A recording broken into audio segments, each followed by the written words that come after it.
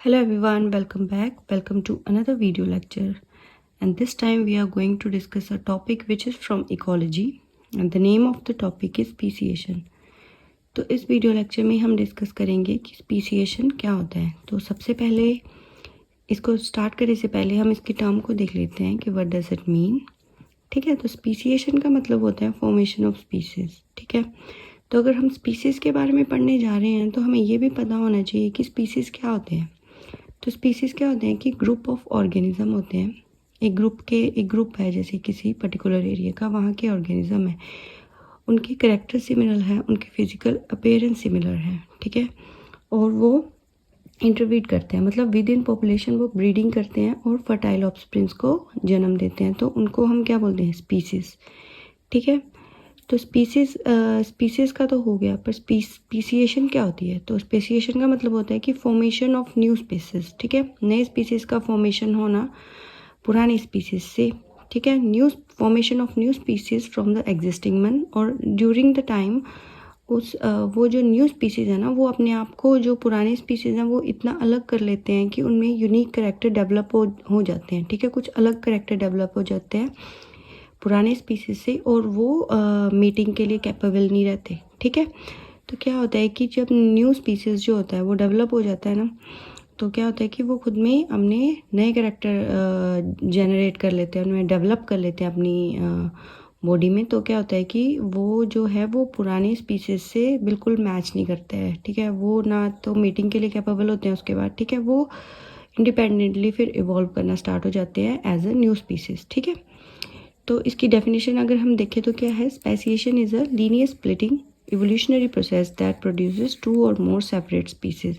ठीक है, एक लीनिएज है, जैसे कोई ये पॉपुलेशन है स्पीसीज की और वो स्प्लिट हो गई और उन्होंने दो या दो से ज़्यादा अपने सेपरेट स्पीसीज प्रोड्यूस करना स्टार्ट कर दिए। ठीक है, it refers to the creation of new and distinct biological species by branching of the ancestral population. ठीक है, नई या डिस्टिंक्ट बायोलॉजिकली डिफरेंट पॉपुलेशन की क्रिएशन होती है। ठीक है, स्पेसिएशन में फ्रॉम द एंसेस्ट्रल पॉपुलेशन, जो ओल्ड पॉपुलेशन होती है ना, उसे वो बिल्कुल बायोलॉजिकली डिफरेंट स्पीसीज होती है। ठीक है, नई पुरानी पॉपुलेशन से। ठीक है, और जो न्यू स्पीसीज होती हैं ना, वो रिप्रोडक्टिवली आइसोलेटेड होती है। इसका क्या मतलब हुआ? रिप्रोडक्टिवली आइसोलेटेड का मतलब हुआ कि भले ही वो एक एरिया में अगर रह रही है ना, तो जो उनकी प्रॉपर्टीज़ होंगी ना इंटरब्रीड करने की, वो बिल्कुल अलग होंगी, जिसके कारण वो इंटरब्रीडिंग प्रिवेंट कर दिया कि वो ब्रीडिंग नहीं करते। ठीक है, न्यू स्पीसीज वो खुद को इतने उसमें आइसोलेट कर लेती है। ठीक है, तो क्या होता है कि new species cannot mate with the old species. ठीक है, इतने रिप्रोडक्टिवली आइसोलेट हो जाते हैं कि जो नई स्पीसीज है वो मेट नहीं करती है ओल्ड स्पीसीज से। ठीक है, तो ये था स्पीसीज और स्पेसिएशन। ठीक है, इतना क्लियर है?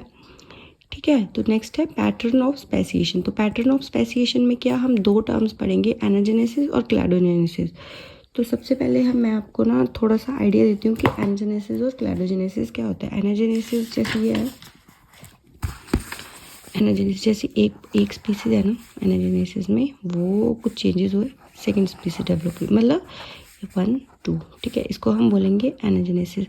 एनाजेनेसिस में क्या होता है कि जो ये स्पीसीज है ना, वो सिर्फ एक ही स्पीसीज को जन्म देगी आगे, मतलब है ना, मतलब रिप्रोड्यूस करेगी। तो क्या होता है, single species over time convert to new species. ठीक है, एक ही स्पीसीज से दूसरी स्पीसीज जनरेट हो रही है, उनमें ब्रांचिंग नहीं होगी। ठीक है, इनमें कोई ब्रांचिंग नहीं होगी। ठीक है, आगे पता चलेगा ऐसे मैं क्यों बोल रही हूँ। ठीक है, तो ये एनाजेनेसिस में क्या होता है कि इवोल्यूशनरी प्रोसेस है, जिसमें स्पीसीज होते हैं वो एग्जिस्ट तो करते हैं और सर्वाइव भी करते हैं as an interbreeding population.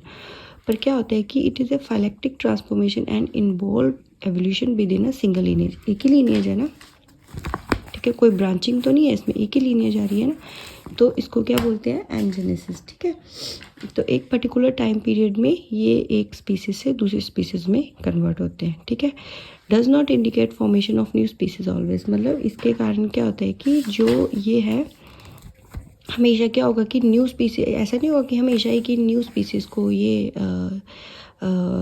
New species की जनरेशन होगी ना, ये भी हो सकता है कि सेम ही हो ये दोनों स्पीसीज, ऐसा भी हो सकता है, पॉसिबल है ना।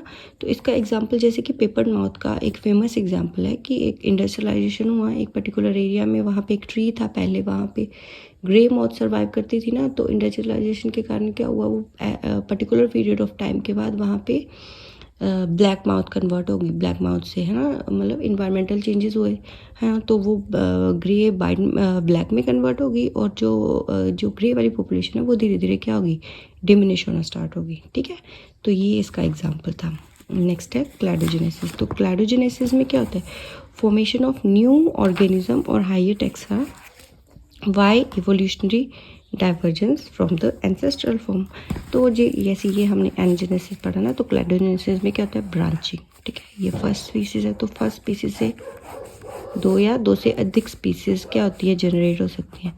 तो एक स्पीसीज है ना, तो ब्रांचिंग हुई तो बड़ी सारी स्पीसीज। ठीक है, इसको हम बोलेंगे, ये पूरी जो हमने ट्री बनाया है इसको बोलेंगे क्लैडोजेनेसिस। और अगर ये इतना सा रहता तो क्या बोलते हैं हम, एनाजेनेसिस। ठीक है, तो इतने को एनाजेनेसिस, और पूरे को जो ट्री फॉर्मेशन हुआ बिल्कुल उसको क्या बोलेंगे, क्लैडोजेनेसिस। तो formation of new species, new group of organism और higher taxa by evolutionary divergence from the ancestral form. ठीक है, तो क्या होता है कि क्लैडोजेनेसिस में स्प्लिट होती है स्पीसीज एक या दो में। ठीक है, 1 या 2 में स्प्लिट होएंगी। ठीक है, तो ये था स्पेसिएशन। तो नेक्स्ट है फैक्टर इफेक्टिंग स्पीसिएशन। ठीक है, तो स्पीसिएशन में सबसे पहले क्या होता है, नेचुरल सिलेक्शन। ठीक है, कि स्पेसिएशन को क्या क्या प्रमोट करते हैं, कौन कौन से फैक्टर हैं जो स्पेसिएशन होने में रिस्पॉन्सिबल होते हैं। तो नेचुरल सिलेक्शन के कारण क्या होता है, अगर कोई सोचो, अगर कोई पर्टिकुलर स्पीसीज़ है वो किसी दूसरे एरिया में, उसकी थोड़ी पॉपुलेशन है वो किसी दूसरे एरिया में चलेगी, तो वहाँ पे सारे इन्वायरमेंटल चेंजेस होंगे, बड़ी सारी, है ना, रहने की, अडेप्ट करने की उसके टेंडेंसीज अलग अलग होंगी, है ना, दोनों स्पीसीज न्यू एरियाज़ में और पुराने एरिया में। तो नेचुरल सिलेक्शन में क्या होगा, सर्वाइवल ऑफ फिटेस्ट, है ना, कि जो उस पर्टिकुलर इन्वायरमेंट में सर्वाइव कर जाएगा वो, ठीक है, वो ज़िंदा रहेगा, वो वहाँ पे अडेप्ट करेगा, और जो नहीं रहेगा वो डिमिनिश हो जाएगा। ठीक है, तो ये नेचुरल सिलेक्शन है ना। तो दो पॉपुलेशन बन रही है ना, एक जो है नई जो अडेप्ट करेगी वो, और एक पुरानी। ठीक है, तो रिडक्शन इन जीन फ्लो। ठीक है, सेकेंड की जीन फ्लो में अगर रिडक्शन होना तो भी स्पेसिएशन होती है। तो मतलब क्या हुआ कि जैसे जीन फ्लो क्या होता है, ट्रांसफ़र ऑफ जेनेटिक मटेरियल हुआ, जेनेटिक मटेरियल का ट्रांसफ़र हुआ एक पॉपुलेशन से दूसरी पॉपुलेशन में। तो क्या हुआ कि सपोज़ करो कि दो पॉपुलेशन है, ए पॉपुलेशन है, बी पॉपुलेशन है, उनमें कोई बैरियर आ गया। ठीक है, जैसे माउंटेन कोई बैरियर आ गया, तो इनमें जीन फ्लो जो होता था वो क्या होगा, कम होना स्टार्ट हो जाएगा। ये इंटरब्रीडिंग नहीं करेंगी जब ये दोनों पॉपुलेशन, तो इनमें जीन फ्लो क्या होगा, रिड्यूस हो जाएगा। तो एक ऐसा पर्टिकुलर टाइम आएगा कि ये पॉपुलेशन है वो इंडिपेंडेंटली ग्रो होना स्टार्ट हो जाएगी, और ये पॉपुलेशन इंडिपेंडेंटली, और इनमें जेनेटिक वेरिएशन आनी स्टार्ट हो जाएंगी। ठीक है, तो उसके कारण ये दोनों स्पीसीज बाद में क्या इंडिपेंडेंट डेवलप होना स्टार्ट हो जाएंगी। ठीक है, नेक्स्ट है जेनेटिक ड्रिफ्ट।